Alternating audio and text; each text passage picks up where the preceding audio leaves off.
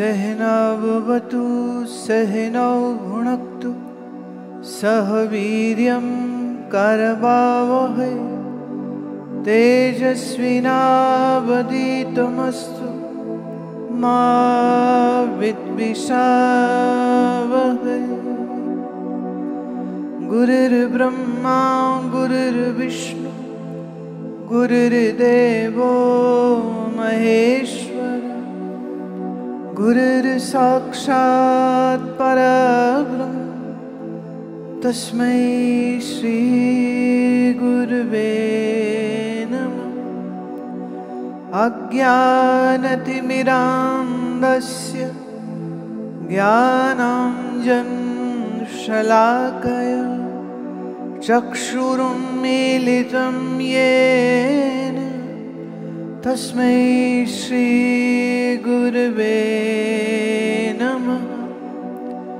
भवारण्यप्रविष्टस्य दिङ्मोहभ्रान्तचेतसः येन सन्दर्शितं पन्तः तस्मै श्री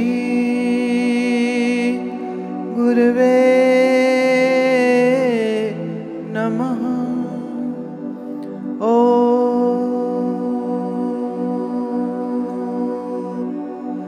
शान्ति शान्ति शान्ति।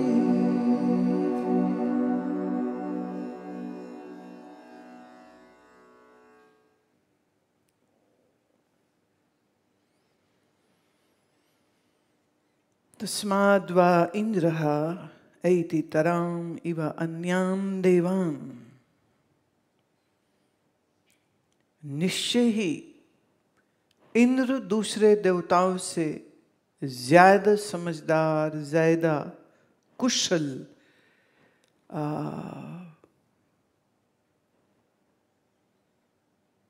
he excels to other gods. The demigods or the devata, the Vayu and Agni. But actually it is all talk about your own senses and your mind. Sahiyenat nedistam pasparash sahiyenat prathamaha vidana chakra brahma iti. क्योंकि इंद्र ही है जिसने पास जाकर के जो जल्दबाजी करी थी वायु ने और अग्नि ने, वो जल्दबाजी इंद्र ने नहीं करी थी। अर्थात आत्म सिद्धि में जल्दबाजी नहीं चलती है। अजीब सी बात है। मुझे मुझ तक पहुंचना है और मुझे मुझ तक पहुंचने में ही बड़ा लंबा वक्त लग जाता है। इस भ्रम की बदरी ने ऐसी बुद्धि को आच्छादित करके रखा है कि अपना आप ही भूल गया है। स्मरण रहे जिसको अपना आप ही भूल गया है। अब ये भूला भटका सोचे मैं भगवान खोज लूं तो गलत हो जाएगा, क्योंकि जिसे खुद को अपनी ही स्मृति नहीं है वो किसी और की स्मृति कैसे कर सकता है। अब सब बोलते हैं भगवान स्मरण करो। अब देखो यहाँ फर्क आ जाता है। भक्ति मार्ग में वो ये कहते हैं कि जो मूर्ति तुम मंदिर में देख रहे हो यही भगवान है। बात ही खत्म हो गई। अब वहां भगवान ढूंढना थोड़ी, सिर्फ दर्शन करना है।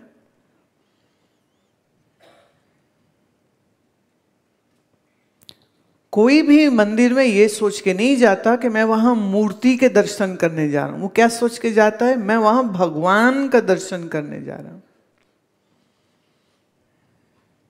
इसलिए भक्ति मार्ग में भगवान की खोज की ही नहीं जाती। सिर्फ उससे प्यार करो, दास भाव से सेवा करो, सखा भाव से खेलो,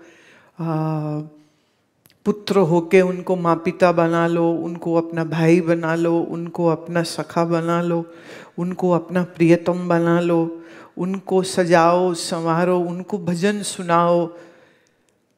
ख्याल करना, अगर वो उसको सिर्फ पत्थर की एक मूर्ति समझ रहा है तो वो पागल है कि वो पत्थर की मूर्ति को भजन सुनाएगा? भक्ति मार्ग में इस बात पर जोर दिया जाता है, नंबर 1, सब कुछ भगवान ही है। 2, जिसकी प्राण प्रतिष्ठा हो गई वो मूर्ति मूर्ति नहीं रह गई, अब तो वो भगवान ही है। बात खत्म।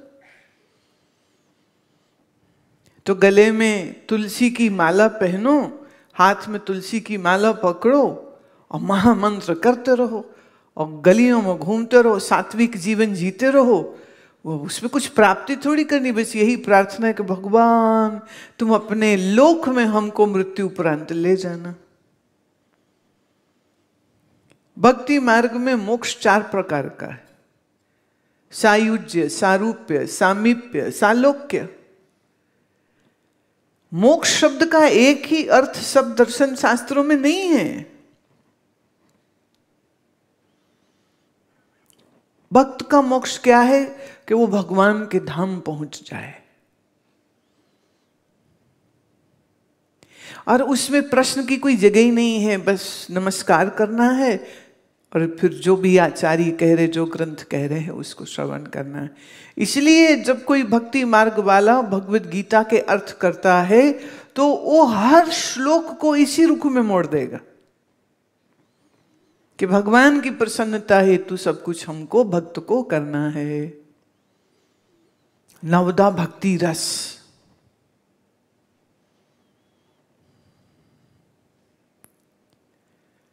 लेकिन वेदांत ज्ञान में सर्व ब्रह्म है। देखिए भक्ति मार्ग में भी कह रहे हैं सर्व राम है।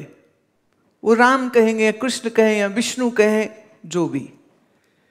वेदांत कहेगा सर्व ब्रह्म है। और तेरा मैंपन जो है अंतःकरण में आभासित चेतन, वह जीवत्व कल्पित है। देखो बिल्कुल लाइन बदल गई। इसलिए कई बार कई लोग कहेंगे जी सारा कुछ एक ही होता है। सारा कुछ एक नहीं होता।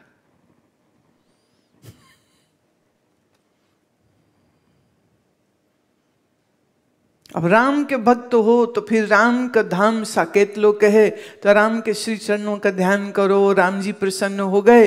जैसे शबरी हनुमान विभीषण को तारा, ऐसे वो तुमको तार देंगे।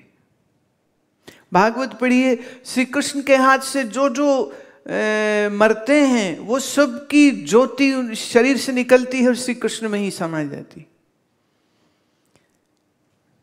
चाहे वो पूतना हो, अघासुर हो, बकासुर हो, कृष्ण हो, मुष्टि हो, जिसको जिसको भी वो मारते हैं, भागवत क्या कहती है, वो कृष्ण में ही लीन हो जाते हैं।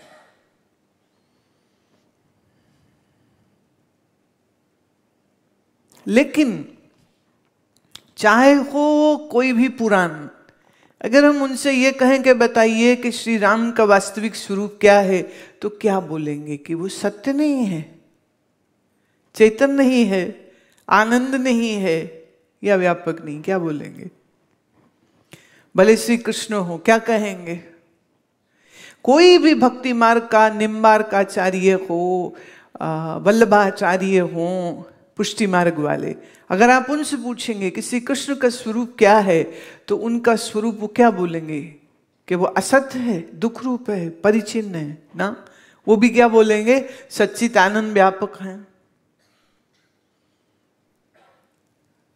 लेकिन उनका जो विशेष रूप होता है श्री कृष्ण का, मोर मुकुटधारी, द्वारकाधीश या वृंदावन बिहारी, जो भी है, वो रूप की सेवा करो, वो रूप का ध्यान करो, वो रूप की सुमिरन करो और उनका मंत्र जप करते रहो। बहुत बढ़िया। जहां रूप की बात आएगी वहां सब अलग अलग हो जाएंगे। रामानंदी अलग हो जाएंगे, वल्लभाचार्य अलग हो जाएंगे, निम्बार्क अलग हो जाएंगे। लेकिन अगर हम कहें कि उनके स्वरूप की बात, रूप नहीं स्वरूप की बात करो, तो वो क्या कहेंगे? तब सबको एक ही बात कहनी पड़ेगी कि वो सच्चिदानंद व्यापक स्वरूप है।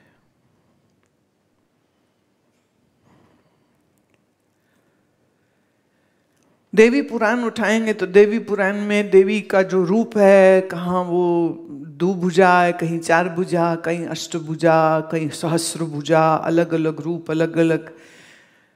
लेकिन जब पूछोगे देवी का वास्तविक स्वरूप क्या है, अब देखिए केन उपनिषद में तो उमा देवी को ही खड़ा कर दिया है ना, और उनको क्या कहा जा रहा है, ब्रह्म विद्या की अधिष्ठात्री देवी हैं वो।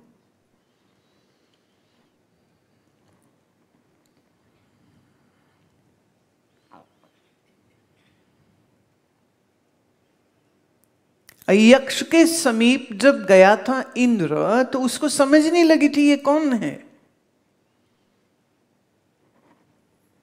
यक्ष के पास जाकर के परिचय पूछने की जब चाह करी इंद्र ने, तो कथा कहती है कि वो लुप्त तो हो गया, उसकी जगह उमा देवी हैं। और फिर वो उन्हीं से पूछता है कि वो कौन थे। इसमें एक बात और उठती है, उस यक्ष के रूप ने ये क्यों नहीं कहा कि मैं ही ब्रह्म हूं। ये उमा देवी बोल रही हैं मैं वो ब्रह्म थे, अब वो खुद क्यों नहीं बोले। जो बोल जाए मैं ही ब्रह्म हूं वो ब्रह्म हो ही नहीं सकता।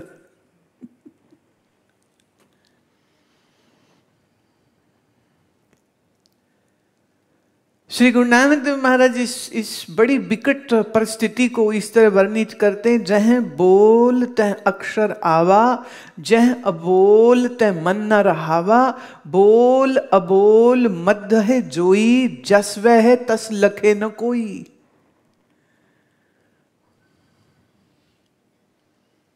बोल बोलते हैं तो शब्द आता है, शब्द आता है, भाषा आती, भाषा मनुष्य की मन बुद्धि की रचना है। अब वो सब मनुष्य के मन जैसी ही सीमित भी है। सीमित शब्दों से उस असीम का वर्णन नहीं हो सकेगा। तो जह बोलता अक्षर आवा, जह अबोल तह मन न रहावा। जहां पर हम शब्दातीत मन अतीत हुए वहां पर मन ही नहीं रहेगा। जब मन ही नहीं रहेगा तो देखेगा कौन और बोलेगा कौन। बोल अबोल मध्य है जोई, बोलने और ना बोलने के बीच में जो है जस वह है, जैसा वो है, तस लखे ना कोई, उसका कोई वर्णन नहीं कर सकता। पर फिर भी वर्णन तो हो रहा है। क्यों? क्योंकि अगर महात्मा ऋषिगण इतना भी वर्णन नहीं करेंगे तो अज्ञान में भटकता हुआ मनुष्य कैसे जानेगा।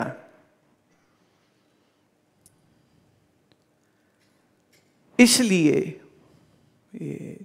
संबुद्धि तक मनुष्य पहुंच सके, अज्ञान को विदीर्ण कर सके, अज्ञान का पर्दा हटा सके, इसलिए शास्त्रगत शब्द को श्रवण करता है। ख्याल रहे, शास्त्र को समझने के लिए एक अच्छी बुद्धि चाहिए। बुद्धि की बेसमझी से अज्ञान था, इसलिए बुद्धि को समझदार बनाना पड़ता है। परंतु बुद्धि जानती नहीं है, बुद्धि समझती है। और श्रोता यह जानता है कि मैं बुद्धि नहीं हूं। मेरे अपने होने के लिए, मेरे अपने होने के एहसास के लिए, अनुभव के लिए न बुद्धि चाहिए न मन चाहिए। इसलिए ज्ञान श्रवण करती है बुद्धि, और श्रवण करते करते अगर बुद्धि गोता खा के स्थिर नहीं हुई है तुम्हारी, तो फिर तो अभी बुद्धि ही बोल रही है बस। अपना आप तो फिर स्पष्ट नहीं हुआ। बुद्धि ने क्या समझा इस पे जोर है, दृष्टि अपने आप पे तो फिर भी नहीं गई। अब ये बात इतनी बारीक है, प्रभु कब समझोगे आप।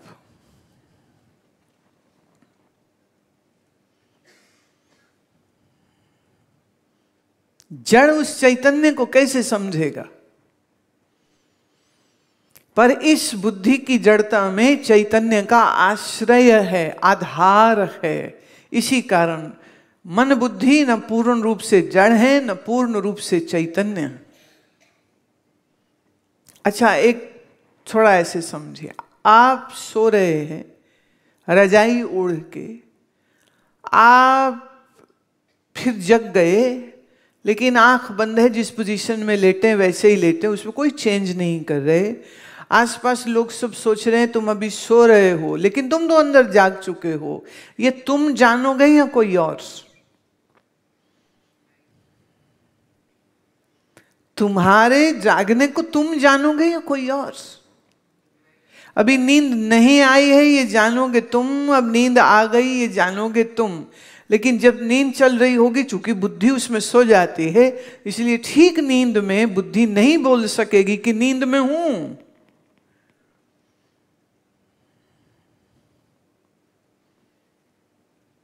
तो नींद आई है, नहीं आई है, नींद खुल गई है, इसका साक्षी मैं ही हूं। ना बोलूं तो भी मैं ही जानता हूं कि बोलना नहीं चाहते, और बोलूं तो अनुकूल है तो बोल लिया। मेरे अस्तित्व के होने में मुझे बुद्धि के होने की आवश्यकता नहीं है, पर याद रहे बुद्धि को अपना कार्य करने के लिए मुझ चैतन्य के प्रकाश की जरूरत है। That's the big difference. वाह। बुद्धि जागृत में, स्वप्न में कार्य करे। स्वप्न में खैर बुद्धि कार्य नहीं करती, स्वप्न में खाली मन ही काम करता है। जागृत में बुद्धि, मन, चित्त, अहंकार सब काम करता है। स्वप्न में बुद्धि सो जाती है, मन रह जाता है, अहंकार रह जाता है, और गहरी नींद में बुद्धि और मन ये भी चला गया अविद्या में, अज्ञान में, बेखबरी में। पर अहंकार फिर भी है जागृत, चित्त फिर भी है जागृत। ऐसे ही है ना, जो बड़े लोग होते हैं उनका सेक्रेटरी हमेशा साथ होता है। तो ये चित्त मेरा ही सेक्रेटरी है, इसलिए वो साथ है। समाधि में अहंकार भी लीन हो जाता है, चित्त फिर भी रहता है। अब समाधि में मन बुद्धि लीन, अहंकार लीन, और सोचो अगर चित्त भी लीन हो जाए तो समाधि खुलने के बाद वो तो बिल्कुल साफ मन की पट्टी हो जाएगी। बात गहरी है, जो समझ सकते हैं मैं वो सिर्फ उनके लिए कह रही हूं। जिन्हें नहीं समझ लग रही, अभी अभ्यास की जरूरत है, तुम्हें मन को ठहराने की जरूरत है अभी।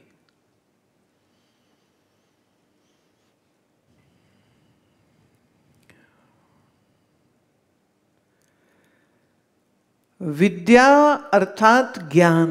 विद्या मतलब विद्यमान जो है, विद्यमान जो है, और अज्ञान कहते हैं जो है उसको न जानना। तो विद्या कहेंगे जो है उसको जान लिया। Did you get what I said? कुछ पकड़ में आई बात?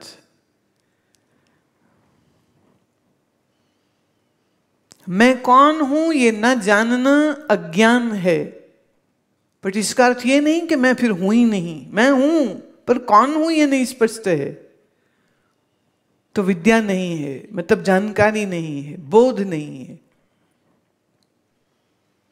और इसी जानने के लिए जरूरत पड़ती है शास्त्र की, गुरु की। शास्त्र और गुरु के बगैर यह निश्चय नहीं बनता। अब इसके उपनिषद के प्रसंग में उमा देवी गुरु हो गई हैं इंद्र की, और वो कहती हैं कि वह जो था वो ब्रह्म ही था।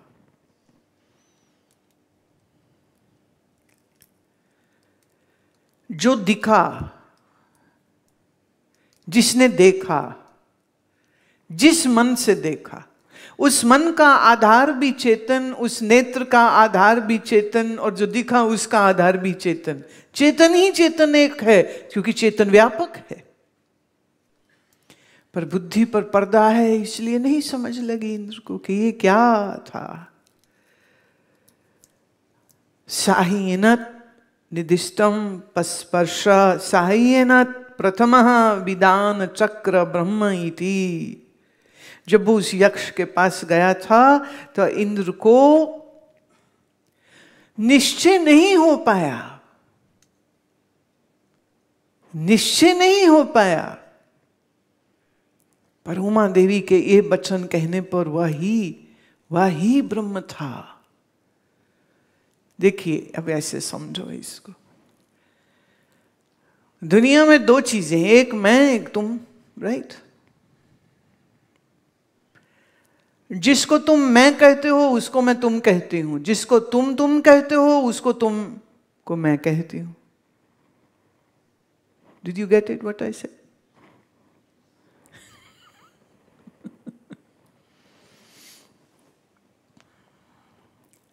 जिसे आप मैं कहते हो उसे मैं तुम कहती हूं, जिसे आप तुम कहते हो उसको मैं कहती हूं। तो एक तरह से तुम कॉमन है और मैं भी कॉमन है। तो हम ये भी कह सकते हैं मैं ही तुम है और तुम ही मैं है। कुछ बात पकड़ी? तो जब उमा कहती हैं कि वो यक्ष ब्रह्म ही था,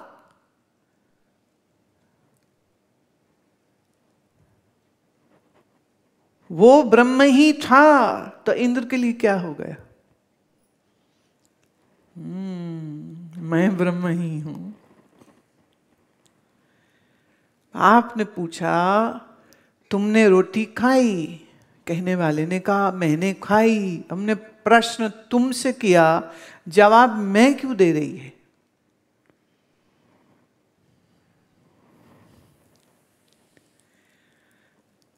वह ब्रह्म ही था, मैंने वो ब्रह्म ही था। अब वह में तू भी है और वह में मैं भी है। इसलिए तू और मैं कहीं कहीं कहा, महावाक्यों में आया अहम ब्रह्मास्मि, महावाक्य में आया अहम आत्मा ब्रह्म, पर फिर महावाक्य एक कहता है प्रज्ञानम ब्रह्म, न मैं न तू, प्रज्ञान स्वरूप ब्रह्म। मैं तू में तो फिर अंतःकरण का झगड़ा आ जाएगा ना। वो ब्रह्म है तो क्या मैं नहीं हूं? या कहेगा मैं ब्रह्म हूं तो वो नहीं है। बोले मैं भी हटाओ और वो भी हटाओ, मैं भी हटाओ और तू भी हटाओ, तो फिर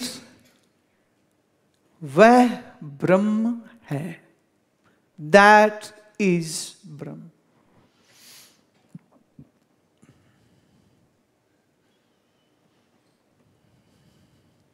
तो ये जो उपनिषद की बात है ना, ये किसी और तल की अब हो गई है। संसार में जितने प्रमुख मजहब हैं और उनकी जितनी धर्म किताबें हैं, वो सब किताबें देखी हैं, पढ़ी हैं, लेकिन इतनी स्पष्टता से जैसे उपनिषद बोलती है, क्षमा करिए, किसी और ग्रंथ में नहीं मिलेगा।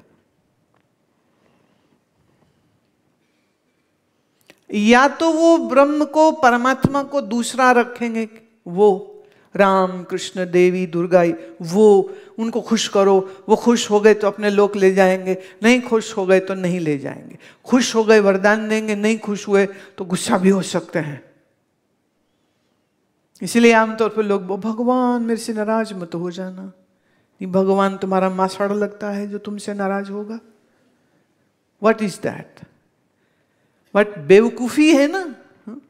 भगवान हमसे नाराज है। कोई मर जाए कहेंगे भगवान नाराज हो गया, कोई कैंसर हो जाए भगवान नाराज हो गया। भाई शरीर के स्तर पे कोई तकलीफ आती है, उसका संबंध तुम्हारे पंच भौतिक देह से है, खान पान जेनेटिक्स से है। अब अपने मुंह पे थप्पड़ तुम मारते रहो और कहो भगवान ने मुंह लाल कर दिया, दैट विल बी स्टूपिड।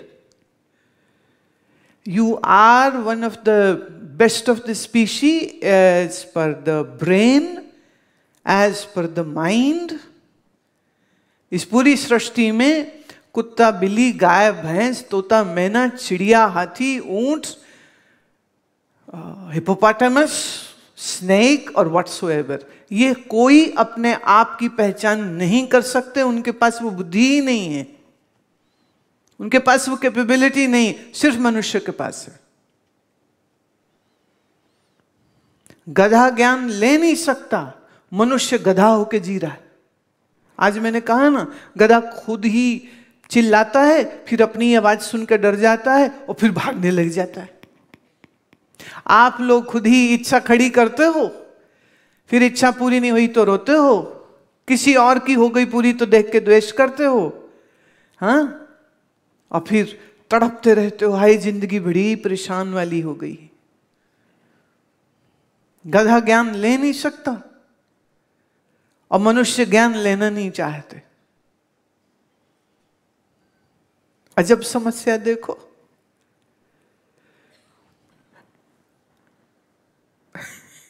एक बार पूज्य स्वामी प्रकाशानंद जी से मैंने कहा, महाराज जी अब ना बस बोलने का मन नहीं करता, अब तो लगता है जैसे आप यहाँ बैठे ना एकदम दूर एकांत हिमालय में, बस सब ऐसे बैठ जाए। किसी को ज्ञान कहाँ चाहिए? मुझे कहते, पहली बात तुम हिमालय में बैठ नहीं सकती हो, और दूसरी बात ये, अगर तुम्हारे सामने मैं 10 भेड़ें लाके रख दूं, तुम उनको ज्ञान करा दोगे? मैं कहा भेड़ थोड़ी ज्ञान कर लेगी। कहते ऐसे कुछ मनुष्य भेड़ जैसे होते। गधा नहीं कहा उन्होंने। तो शास्त्र में हमें दोनों प्रकार की, तीनों प्रकार की असल में बात मिलती। कहां एक होगा, वो परमात्मा है। कहां होगा, मैं ही परमात्मा।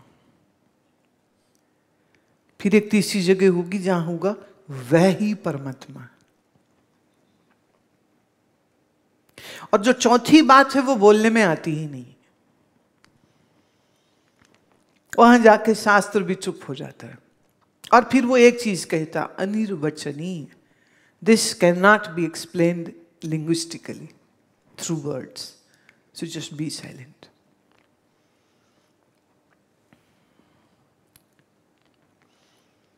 एक स्टेज वो है जिसमें लगता है कि भगवान कहीं और है, तो वो फिर पुकारता है, प्रभु कहाँ हो, प्रभु भगवान कहाँ हो, भगवान कहाँ देखूं?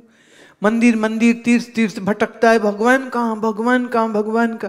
फिर एक ने कहा, ये श्री कृष्ण का जो मंदिर है यही भगवान है, दर्शन करो, हो गए भगवान के दर्शन। वो संतुष्ट हो जाता है वहां पर। कृष्ण जी को सुबह नींद से जगाता है, जागो मोहन प्यारे गीत गा के। शाम को शयन आरती करते, प्रभु अब आप विश्राम कर लो, सो जाओ। सुबह फिर मंगला आरती करता है, अच्छा प्रभु उठ जाओ। तो भक्त अपने इस भगवान से खेलता, उसके लिए वही भगवान। वो ज्यादा गीता पढ़ने में इच्छा भी नहीं रखता। वो कहते हमें निर्गुण से कोई मतलब नहीं है, निर्गुण शब्द से तो एलर्जी होती है उनको। मतलब निराकार क्या होता है? निराकार नहीं, साकार। अभी ऋषिकेश में एक संत भंडारा किया हमने, तो वहाँ जो उस आश्रम के संत थे वो कहने लगे, जी हमको तो ना निर्गुण कुछ समझ नहीं आया, हमें तो सरगुण ही समझ आता है, इन्हीं को रिझाते रहते, इनको भोग लगाते, इनकी आरती गाते, हमको तो आपका निर्गुण समझ नहीं आया।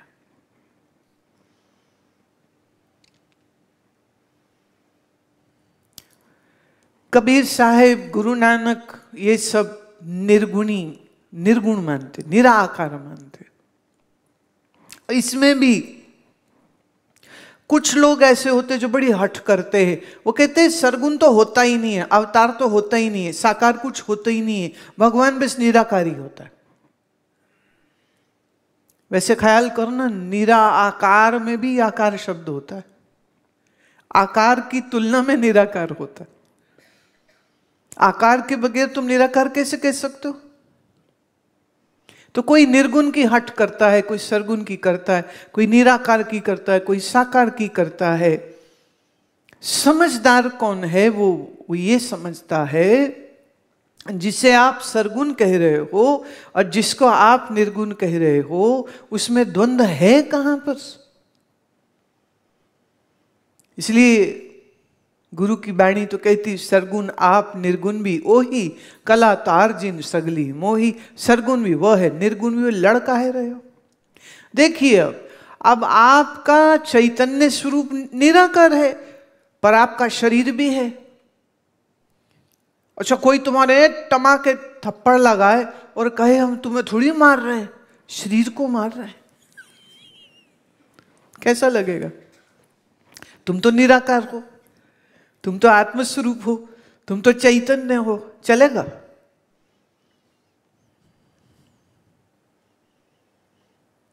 तुम निराकार हो, पर शरीर आकार वाला भी तो साथी चल रहा है ना, तो किसी का भी तिरस्कार क्यों करना? कोई यहां से शुरू होगा, कोई यहां से शुरू होगा, कोई यहां से शुरू होगा।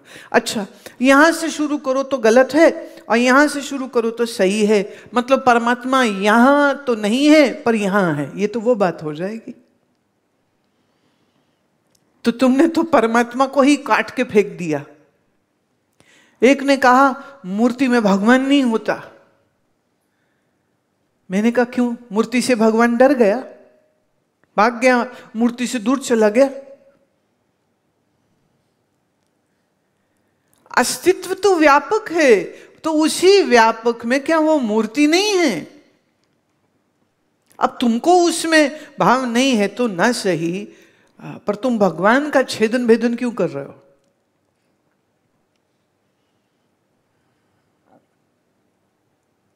उस व्यक्ति को मैंने एक बात बोली, उनके घर में उनके पिताजी का स्वर्गवास हो चुका, मतलब स्वर्गवास, नरकवास, वैकुंठवास, आई डोंट नो व्हाट, पर जो भी हो चुका हुआ था।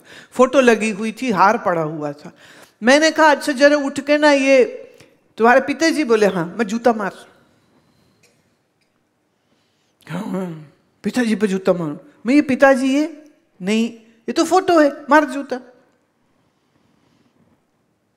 बोले ऐसे थोड़ी होता है, मेरे पूज्य पिताश्री हैं। तो मैं क्या, आपके पूज्य पिताश्री जो एक हड्डी मांस का शरीर था, जो आज जिंदा भी नहीं है शरीर से, तुम उनकी फोटो पर कह रहे हो कुछ अभद्र व्यवहार नहीं कर सकते हो? तो श्री कृष्ण वाह वाह, साक्षात 16 कला संपूर्ण का स्मृति में किसी ने मूर्ति बनाई तो तुमको उसका तिरस्कार करना ठीक लगता है? एक ने कहा अरे मूर्ति भगवान होती तो मूर्ति पर तो वो ज्योत जगी हुई थी, बिल्ली जाके सारी ज्योति में पड़ा हुआ घी खा गई। बोले ये कोई भगवान है? मैंने कहा बिल्ली में और तुम इंसान में कुछ फर्क है या नहीं? या बिल्ली की बुद्धि और इंसान की बुद्धि तुम एक ही मानते हो? बिल्ली पशु है, उसको नहीं मालूम ये क्या है या क्या नहीं है। तुम मनुष्य हो, तुम्हें मालूम है ये क्या है। अब तुम बिल्ली के साथ तुलना करोगे अपनी? मतलब क्या अधोगति, मैंने क्या बेवकूफी की बात कर रहे हो तुम?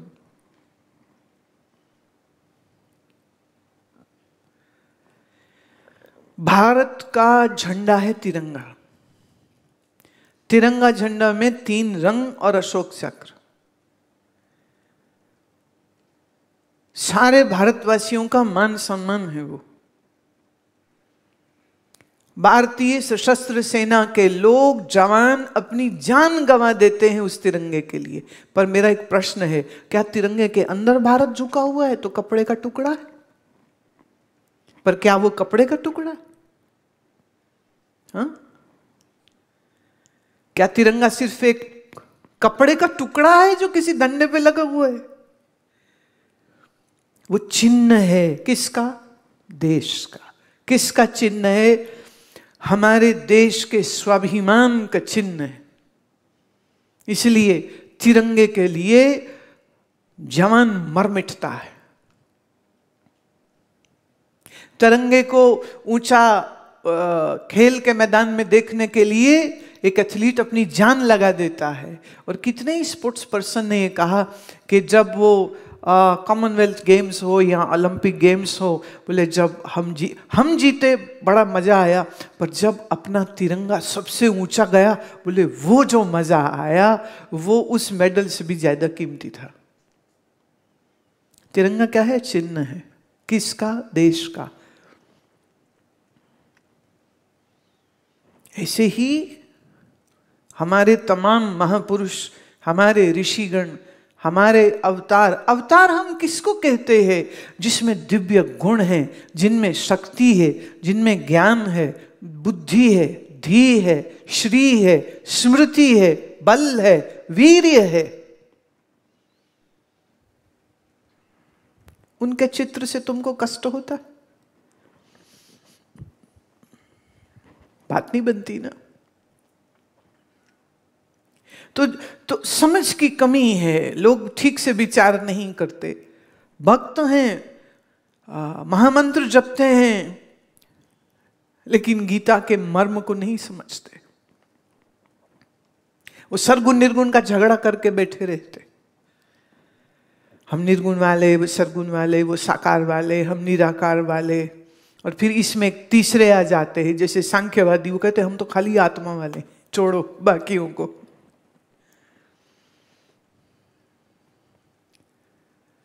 ज्ञान जितना जितना श्रवण करता जाता है, मन बुद्धि के भ्रम के पर्दे उतने उतने खुलते चले जाते।